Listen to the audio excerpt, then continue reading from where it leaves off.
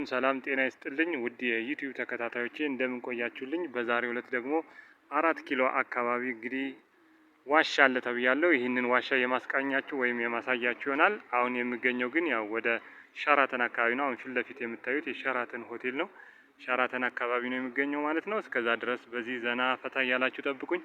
ቪዲዮውን ደግሞ ላይክ ማድረጋችሁን አትርሱ። አሁን ጉዟችንን ወደ 4 ኪሎ ቤተ መንግስቱ አካባቢ እናደርጋለን ማለት ነው።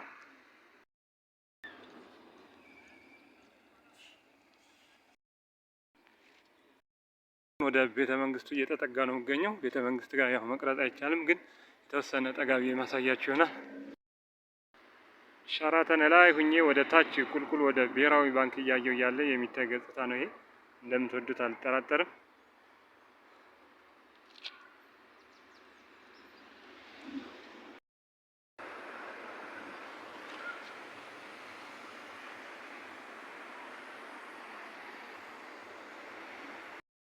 አሁን እያሳየዋችሁ ያለሁት የወዳጅነት ፓርክ ነው። ያው ከቤተ መንግስቱ ፊት ለፊት ስላለ በነጻነት ያው ገብቶ መቅረጽም ስለማይቻል በጀርባም እንደ ልብ ስላልሆነ ለዛ ነው እንግዲህ ወዳጅነት ፓርክ ይህን ይመስላል።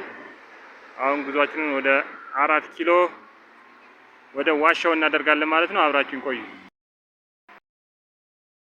አሁን የሚገኘው የድል ሐውልት ስር ላይ ነው። እንግዲህ የድል ሐውልት ማለት እንደሚታወቀው ኢትዮጵያኖች ጣሊያንን ያሸነፉበት ዘመን እሱን ለማስታወሻ ተብሎ የተሰራ የድል ሐውልት ነው። የሁለተኛው የጣሊያን ወረራ ጊዜ የተሰራ ነው ማለት ነው። እንግዲህ አሁን ያልኳችሁ ዋሻ የሚገኘው በዚህ ሐውልት ስር ነው ማለት ነው። ገብቼ የማሳያችሁ ይሆናል።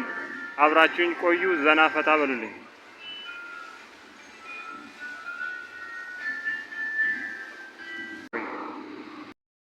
አሁን ወደ ዋሻው እየተጠጋው ነው። ይሄ የዋሻው መግቢያ ነው። ሰው ይገባል ይወጣል እንደ ልቡ። ቅድም ያያችሁት እንግዲህ ላይ እንደምታዩት መኪና አለ።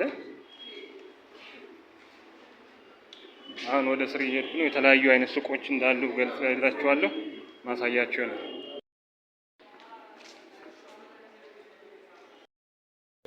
አሁን ዋሻው ስር ነው ያለሁት። እንደምታዩት ይህ ጣራ ነው። ፊት ለፊት ያለው መብራት ምናምን አለው። ላያችን ላይ መኪኖች እየሄዱ እየተንቀሳቀሱ ነው የሚገኙት እና ሙሉን የማሳያችሁና የተለያዩ አይነት ሱቆች አሉ። መኪናው አስፋልቱ ስር ማለት ነው። ያው እንደምታዩት ሌላ ሰፈር ነው። ላያችን ላይ መኪናዎች እየሄዱ እየተንቀሳቀሱ ነው የሚገኙት። ይህ ደግሞ ራሱን የቻለ እንትን አለው። ጨርሼ እየወጣሁ ነው።